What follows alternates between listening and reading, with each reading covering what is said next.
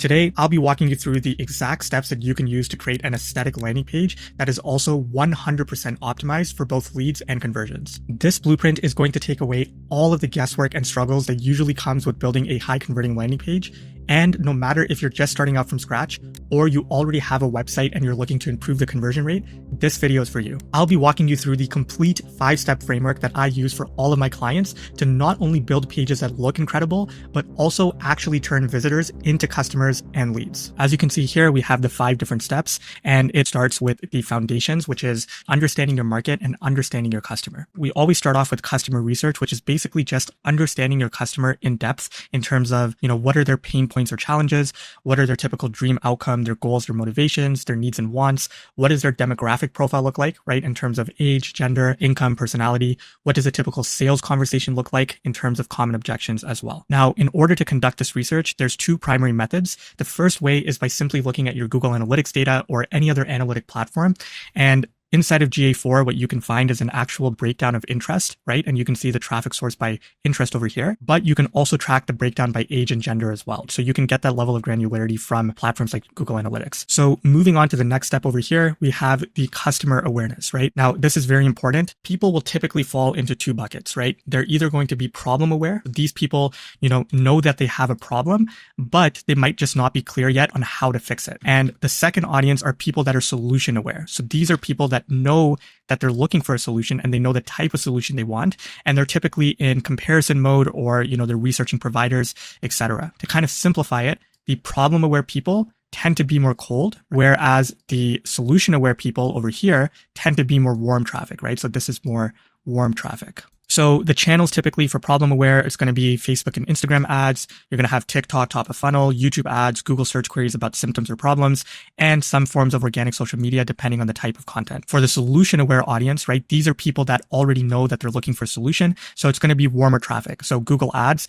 if somebody's searching for a specific solution like laser eye surgery or roofing near me, or it could also be organic search, right? So again, people searching specific keywords and organic social media based around specific search intent. So the reason it's important to understand your audience is because that is going to shift how you're actually going to create your landing page. For the problem aware audience, this is an example for our horse training client who offers a course on horse coaching or horse training, and they're running meta ads predominantly, right? So they have a much colder audience that knows they have a problem with the horse, right? The horse is either spooking or jumping and, they're looking for something to kind of fix that problem, but they don't really know the solution in which to fix it. So this is a colder audience where we're kind of just leading with an offer up here, enjoy confident, stress-free rides. We have our social proof above the fold, but we're not really leading with like a form capture or anything where we're really trying to get people to take an action up front. Right after the above the fold, we have the sales letter type approach up here, which is kind of painting the picture as to what pain points somebody might be feeling and just kind of painting and educating the client as to, these are different issues you might be facing. This is why you're facing these issues. And this is how our course can help you alleviate those issues. We're calling them out and we're saying, dear horse owner, have you ever experienced any of these different things, right? It's not you or your horse. It's outdated training methods, right? Traditional methods focus on this, but we actually do this over here, right? So this is kind of taking them from pain point to solution. Now, this works for the problem aware audience, right? But for the solution aware audience where they're already looking for a solution, this is how you would typically structure the page, right? So we have our vasectomy client where people are already looking for a vasectomy. And so the primary traffic source is Google ads, right? They're searching up for vasectomies near me. Because they're already familiar with vasectomies, they're more solution aware. Instead of having just the offer at the top, we want to capture people immediately at the top. So we have this form right above the fold for immediate lead capture. And then we still have all of the other things like the headline, the social proof, etc. But the main thing here is the form. Now, what's interesting about this is right after the hero section, we have a social proof section. Because people are more solution aware, they're already familiar with vasectomies, they're specifically searching for that solution. We're not going to make them read through large blocks of text. Here, we're just kind of focused on building trust immediately as fast as possible and just getting them over the edge to actually convert, right? Because they're already familiar with the solution. By the way, if you need a little help with building out your landing page and you want to work off of a proven template that you can literally copy and paste and use for your own business, I'll put a link in the description below to get access to the free file. Down there, you can grab the exact landing page template that we've used to generate several millions of dollars in incremental revenue for our clients, and also more than double the conversion rate across several clients. You can get access to our high converting landing page prompt framework, which you can just throw into ChatGPT or any LLM and get high converting copy in a matter of seconds. So the next step here is our high converting landing page structure, right? How do you actually create the page and how do you structure it?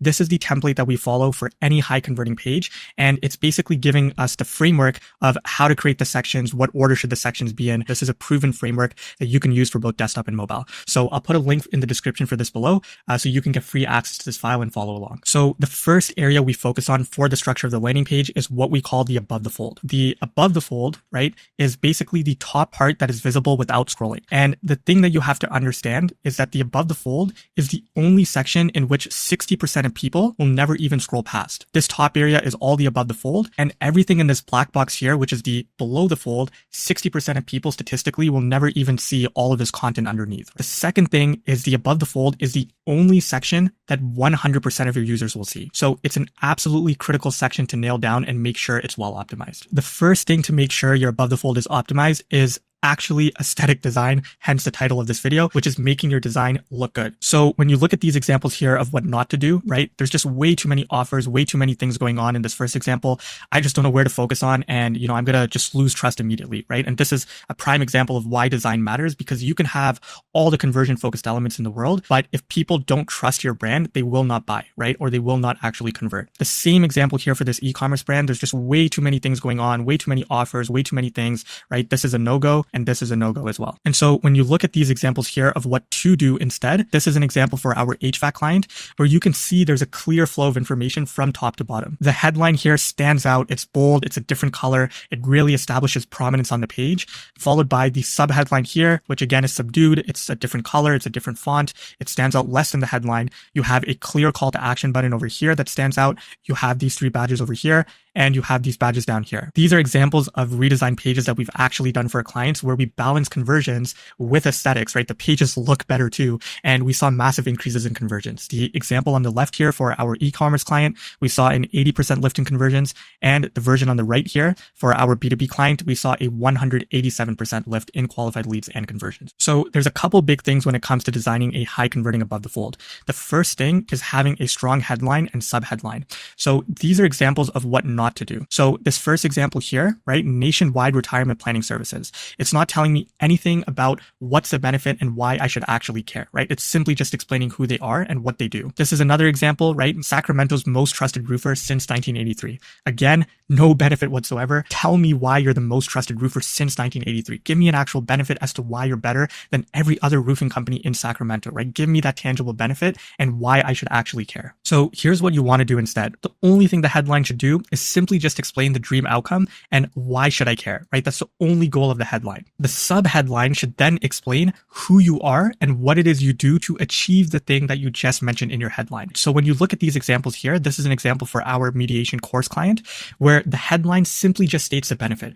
Build a 6-figure mediation practice in 30 days while changing people's lives. We're not explaining anything about who they are, what they do, none of that at all. It's simply just stating the actual benefit of why should I actually care. But then when you look at the sub-headline over here, right, that is where we're actually explaining how we achieve the results we just mentioned in the headline. Our internationally certified online program gives you hands-on role-play practice, proven client acquisition strategies, and tools to launch your own practice with low cost, right? We're actually explaining the headline. This is the mobile design, so everything just stacks up on top. This is another example for our TRT client, where again, the headline simply just conveys the benefit. End fatigue, boost energy, and regain sex drive in 45 days. Very benefit-driven, very explanatory of what's in it for me. And the body text then further elaborates on how we achieve that, right? Get a custom TRT plan with unlimited follow-up, 24/7 support, same-day appointments, etc., etc. The next big element of a strong above the fold is having social proof above the fold. Now, the common mistake I see every single day is people having no social proof at all, or they have very weak social proof, right? That doesn't actually add any value. So when we look at our template here from our high converting template, link in the description below, we have two different pieces of social proof, right? We have one social proof up here and one social proof over here. Social proof is anything that builds trust with people, right? So it's things like reviews, testimonials, feature publications, anything that's going to build credibility and trust. When we look at these examples here of what not to do, the first example, we just have these featured on logos, right? This is really, really overdone these days. Everyone puts this and it doesn't really add any value. What I would actually prefer here is to to add a quote from Dr. Phil, from TLC, from BBC that says, what did they actually say about your program? This is another example here where this testimonial, quote unquote, it adds social proof as like a best practice. But when I read the review, highly competent, zero sales pressure and clear plan, it doesn't tell me anything about this value prop up here, stopping hair loss without surgery. If this testimonial instead said something like, I was losing hair by the day and now after a couple of months, I have a lot thicker hair, that would be a lot more impactful to put above the fold. So what you want to do instead is 2 forms of strong and relevant social proof. This is an example here for our lawn care client where the first piece of proof up here, right? We have the Google reviews, and we're also highlighting the large number of reviews, which have 78,000. And then we're highlighting the testimonials up here that we've handpicked. So we have 2 different forms of social proof above the fold. For this other example, this is what I meant about adding a quote. So instead of just putting the logo of Feature Publications, there's an actual quote to go alongside it. So it builds an extra layer of credibility and trust. The next element of a high converting above the fold is the strong CTA button and reducing FUDs, which is a concept in CRO, which stands for fear, uncertainty, doubts, right? And you want to reduce this as much as possible. Specifically, you want to reduce this near the call to action button, right? So typically it's going to be right underneath the CTA button. When you look at this first example here, really, really poor example, like there's no reduction of FUDs whatsoever. And the CTA button doesn't stand out at all, right? It just says order now. It's on this image banner. It's very subdued, doesn't really stand out. Like it should be all the way up here, much bigger text, much bigger offer, just something that really stands out. When you look at these examples here of what you should be doing, you want that CTA button to stand out. So you can see for 1010, they have that book a call button, and then they're reducing the FUDs up front above the fold, right? So they have the guarantee, get a job or 100% money back. They have the 82% grad employment rate, and they're also highlighting that you don't need an IT or STEM background. They're reducing all of the fear and uncertainty that people would normally have around, buying online or, reaching out about a service online as well. The next thing on our list here is having a relevant image that reinforces your value prop. So what I often see every day is images that don't add any value to your core value prop. For example, here, this is talking about a dealer management system, right? So this is an actual software solution, but I don't see anything about the software above the fold, right? It's just a person on a tablet. So they're not actually illustrating any sort of graphic as to this is what our software is and immediately clicking in my mind that this is an actual dealer management system. That is exactly what we want to do, which is an image that reinforces your core value prop, right? For this B2B SaaS client of ours, they're in the shipping and parcel space. So we actually created this custom graphic over here, which is showing a little bit of the transformation, right? We've created these graphics showing the refunds recovered, showing the hidden charges found because that's what their solution does. And we're also showing over here this little graph, right? So it's helping to reinforce that core value prop of recovering hidden fees. Here's another example for our bookkeeping client where they are actually providing a service to customers. And what we've done is we've actually put photos of their team above the fold to reinforce that value prop over here of our experts handle all your books and finances. Instead of just putting a generic stock photo, which you typically see on most bookkeeping or accounting sites, we're actually showing their team in a creative manner to show that this is the team of experts behind your finances, right? We're an actual service-based company. The final example here is for our gas mask client where we've created this graphic here, which number 1 looks awesome, but number 2 also reinforces the value prop because their clientele is, doomsday preppers, more tactical type of environment. That's their typical target demographic. So that graphic here really resonates with that, value prop and with that appeal, but it also helps to clearly show immediately at the top, it clicks in my mind that this is a gas mask product, right? These guys sell gas masks. The final thing for a strong above the fold is tightening up the above the fold. In the example here of what not to do, there's too much empty space above the fold. So if you actually look at these graphics up here, these are 2 separate websites and it's showing the above the fold. Now I want you to pay attention here where you have this large block of white space and over here where an entire line is just taken up to show the word or, and this one here where you have these massive blocks of white space that's just being used to show the video at the top. This is the above the fold up here. Everything underneath this line is the below the fold, right? Underneath that top part. Just by having that empty white space, what these guys are doing is they're pushing down valuable information beneath the fold that is basically making people have to scroll to see that information. And in a section that is already super compromised, and as I mentioned, 60% don't scroll past, it's an absolute conversion sin and it's causing them to lose a ton of leads and conversions for no reason. So what you want to do instead is you want to fit as much information as possible above the fold without overwhelming people. That's the main key, without overwhelming them. So this is an example of a before and after for our client, the virtual therapy client, where in the before version, you can see this is what was shown above the fold, right? You have this giant image over here, which is taking up a ton of real estate. You have schedule on a separate line on mobile, which is just low hanging fruit. Like just get rid of that and cut it down so we get to 4 lines. In the after version, right, you can see that we've basically shrunk that image down substantially, right? We've cut down the body text to just 3 lines. We've managed to fit the social proof, the 1,000 Canadians help, and we fit the form, and we fit the CTA button, and we fit the reduction of FUDs, right? Phone or video, 8 a.m. to 10 p.m. All of this collectively resulted in a 108% lift in their conversion rate and the percentage of qualified leads. That really just goes to show how important the above the fold is. And now we can talk about the below the fold. There's a couple big things that I look out for whenever we're creating the below the fold for clients. The first one is the social proof section. So for the social proof section, this is what you don't want to do. When I look at these examples here, this review can be from anyone, right? I don't know who Tyler Mudd is. I don't know who Chris Schnell is. I don't know who Kyle Meese is. This could literally be anyone because there's no photo, because there's no verifiable source. Where was this review left?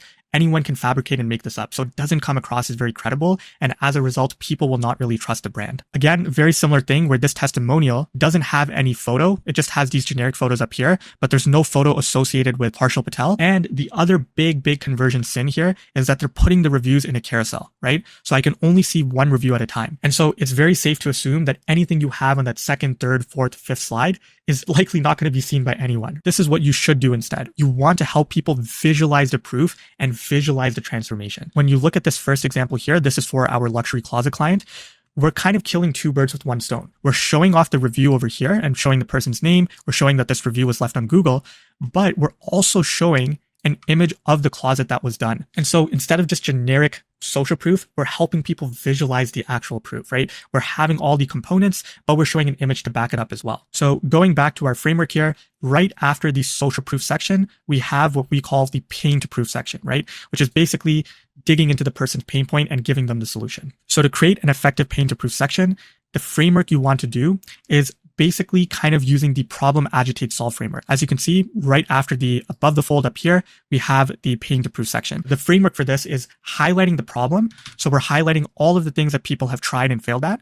Then we're agitating it and basically really turning up the heat and making them feel the pain and the challenge that they're facing, right? We're highlighting that they're missing out on moments with their kids, their family, right? We're really building that emotional appeal. And then we're finally leading with the solution. So over here, we're saying the good news is that you don't need to do all of these things. You just need to sign up for our, webinar or fill out our form, right? The final thing going back to our framework is we have social proof, we have pain point, and we have the value props, right? So we typically put anywhere from 6 to 8 value props on a page for any given client. And you can see throughout the page how many value prop sections there are, right? Value prop here, right? Value prop over here. There's multiple different areas that we put the value props. So to create the value prop sections, this is the framework that we typically follow, right? What I often see on sites is they talk about the feature, not the benefit. So very simple analogy is wireless headphones, right?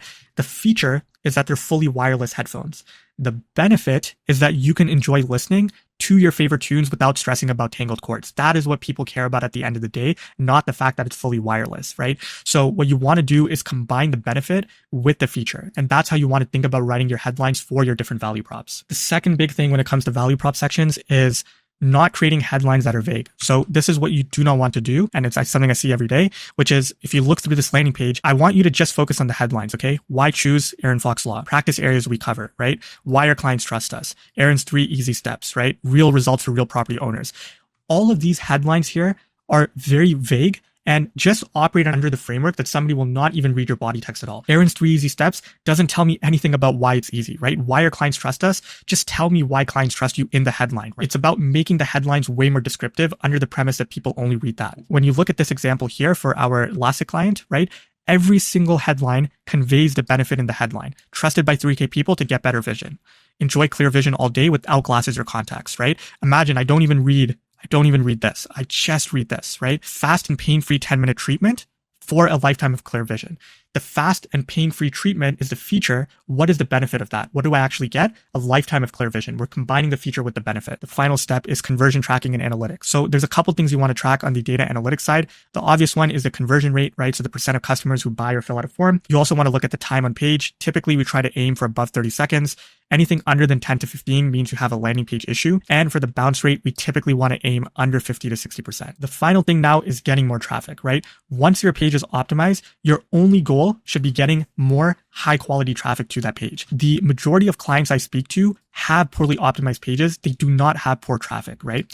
And a multi-channel approach is always going to be best. So whenever you can get, traffic from social media, from ads, from multiple different sources, that is always going to be the best. Everything just improves when you have a well-optimized page. And that is why this should really, really be a focus for you. Now, you have two options. You can go and try and implement this on your own, which might be easier said than done. Or for option 2, you can click here to watch the next video where I build a real life landing page live for my own business to make everything as easy as possible so that you can just follow along. So if you're serious about building a landing page that will convert much higher than what you have now and get a way higher conversion rate, I'll see you in the next video.